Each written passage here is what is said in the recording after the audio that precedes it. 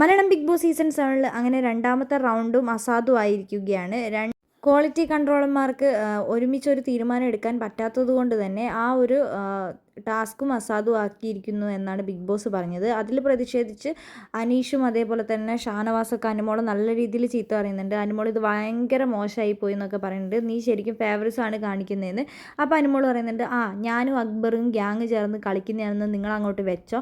ഞാൻ അവിടെ ചളങ്ങിയ കുപ്പികളൊന്നും ഞാൻ എടുക്കൂല. ഞാൻ നോക്കുമ്പോൾ അതെല്ലാം ചളങ്ങിയതാണ്. ഞാനത് അക്സെപ്റ്റ് ചെയ്യില്ല എന്ന് പറഞ്ഞാൽ ചെയ്യില്ല.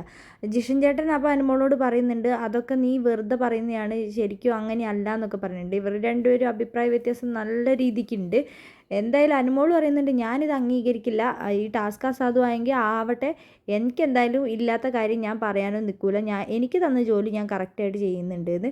അങ്ങനെ നൂറയ്ക്കൊക്കെ ഭയങ്കര സന്തോഷമായ ആ ഒരു ടാസ്ക് അസാധുവായി കഴിഞ്ഞപ്പോൾ നമ്മുടെ അനീഷേട്ടൻ്റെ അടുത്ത് പോയിട്ട്, ഇപ്പം നിങ്ങളെന്താ പറഞ്ഞത്, ഇപ്പം നിങ്ങൾ പറ, നിങ്ങൾ എന്താണെന്ന് വെച്ചാൽ ഇപ്പം പറയെന്നും പറഞ്ഞിട്ട് നൂറ അനീഷേട്ടൻ്റെ അടുത്ത് പോയി കുറേ നേരം അവിടെ നിന്ന് അനീഷേട്ടനെ പ്രകോപിപ്പിക്കാൻ വേണ്ടി നോക്കുന്നുണ്ട്. പക്ഷേ മിണ്ടാണ്ട് അവിടെ ഇരിക്കുന്നുണ്ട്. ഷാനവാസ് അനുമോളോട് പറയുന്നുണ്ട്, അനുമോൾ നീ എന്താണെങ്കിലും അങ്ങനെ ചെയ്യാൻ പാടില്ലായിരുന്നു, നീ ചെയ്തത് വളരെ മോശം തന്നെയാണ്.